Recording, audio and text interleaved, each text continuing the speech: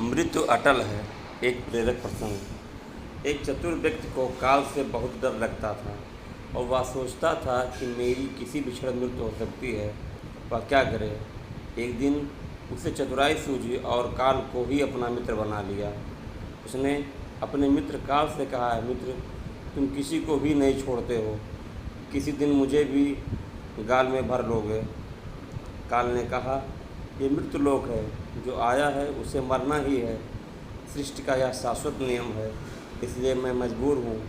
पर तुम मित्र हो, इसीलिए मैं जितनी रियायत कर सकता हूँ करूँगा ही। मुझसे क्या आशा रखते हो, साफ साफ कहो। व्यक्ति ने कहा, मित्र, मैं इतना ही चाहता हूँ कि आप मुझे अपने लोग ले जाने के लिए आने से कुछ दिन पहले एक पत्र अवश्य लिख देना, ताकि मैं अपने बाल बच्चों को कारोबार की सभी बातें अच्छी तरह से समझा दूं और स्वयं भी भगवान भजन में लग जाऊं। काल ने प्रेम से कहा, यह कौन सी बड़ी बात है, मैं एक नहीं आपको 4 पत्र भेज दूंगा, चिंता मत करो। चारों पत्रों के बीच समय भी अच्छा खासा दूंगा, ताकि तुम सचेत होकर काम निपटा लो। वह व्यक्ति बड़ा ही प्रसन्न हुआ, सोचने लगा कि आज से मेरे मन से काल का भय भी निकल गया। मैं जाने से पूर्व अपने सभी कार्य पूर्ण करके जाऊंगा, तो देवता भी मेरा स्वागत करेंगे। दिन बीतते गए, आखिर मृत्यु की घड़ी आ पहुंची।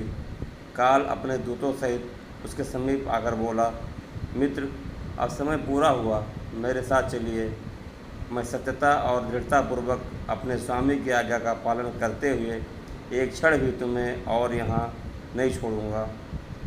उस व्यक्ति के माथे पर बल पड़ गए, झुकटी तन गई और कहने लगा, धिक्कार है तुम्हारे जैसे मित्रों पर। मेरे साथ विश्वासघात करते हुए तुम्हें लज्जा नहीं आती। तुमने मुझे वचन दिया था कि आने से पहले पत्र लिखूंगा, परंतु तुम तो बिना किसी सूचना के अचानक दूतों सहित मेरे ऊपर चढ़ आए।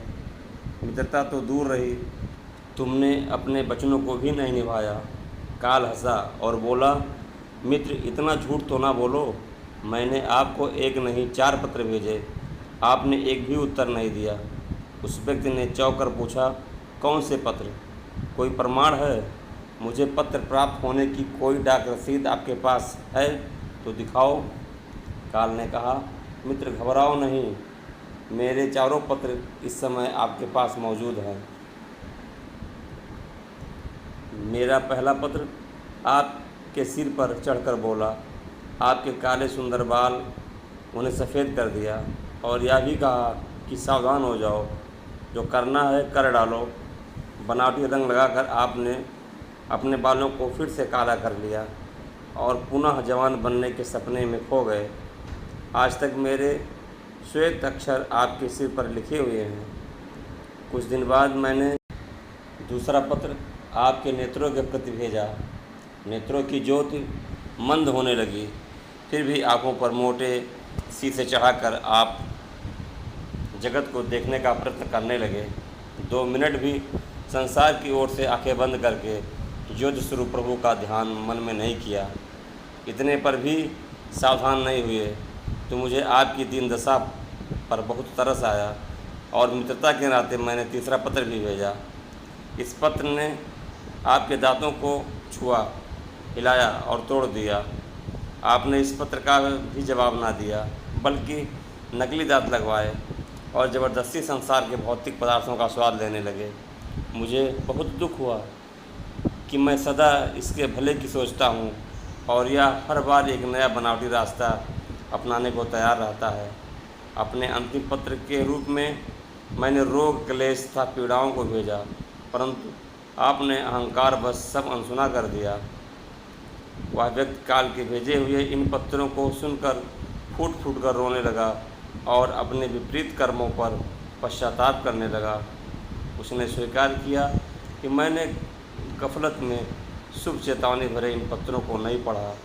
मैं सदा यही सोचता रहा कि कल से भगवान का भजन करूंगा, अपनी कमाई अच्छे शुभ कार्यों में लगाऊंगा, पर वह कल आया ही नहीं।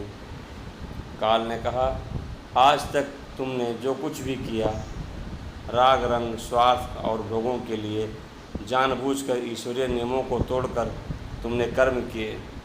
उस व्यक्ति को जब कोई मार्ग नहीं दिखाई दिया तो उसने काल को करोड़ों की संपत्ति का लोभ दिखाया। काल ने हंसकर कहा, मित्र, यह मेरे लिए धूल से अधिक कुछ भी नहीं है। धन, दौलत, शोहरत, सत्ता, ये सब लोभ संसारी लोगों को बस में कर सकता है, मुझे नहीं। काल ने उत्तर दिया, यदि तुम मुझे लुभाना ही चाहते थे तो सच्चाई और शुभ कर्मों का धन संग्रह करते। यह ऐसा धन है जिसके आगे मैं विवश हो सकता था, अपने निर्णय पर पुनर्विचार को बाध्य हो सकता था, पर तुम्हारे पास तो यह धन, रुपए, पैसे, ज़मीन जायदाद, तिजोरी में जमा धन संपत्ति सब यहीं छूट जाएगा। मेरे साथ तुम भी उसी प्रकार निर्वस्त्र जाओगे जैसे कोई भिखारी की आत्मा जाती है। काल ने जब मनुष्य की एक भी बात न सुनी तो वह हाय हाय करके रोने लगा। सभी संबंधियों को पुकारा, परंतु काल ने उसके प्राण पकड़ लिए और चल पड़ा अपने गंतव्य की ओर। मित्रों, इस कहानी से यही शिक्षा मिलती है कि एक ही सत्य है जो अटल है, वह यह है कि हम एक दिन मरेंगे ज़रूर। हम जीवन में कितनी दौलत जमा करेंगे, कितनी शोहरत पाएंगे, कैसी संतान होगी, यह सब अनिश्चित होता है, समय के गर्भ में छुपा होता है, परंतु हम मरेंगे एक दिन। बस यही एक सत्य जन्म के साथ ही तय हो जाती है। समय के साथ उम्र की निशानियों को देखकर तो कम से कम हमें प्रभु परमेश्वर की याद में रहने का अभ्यास करना चाहिए। इसमें तो हर एक को, चाहे छोटा हो या बड़ा, सबको प्रभु परमेश्वर की याद में रहकर ही कर्म करने चाहिए। मित्रों, अगर कहानी अच्छी लगी हो तो हमारे चैनल को सब्सक्राइब करके बेल आइकन बटन ज़रूर प्रेस कर लीजिए, ताकि हमारे आने वाली वीडियो का नोटिफिकेशन आपको मिलता रहे। धन्यवाद।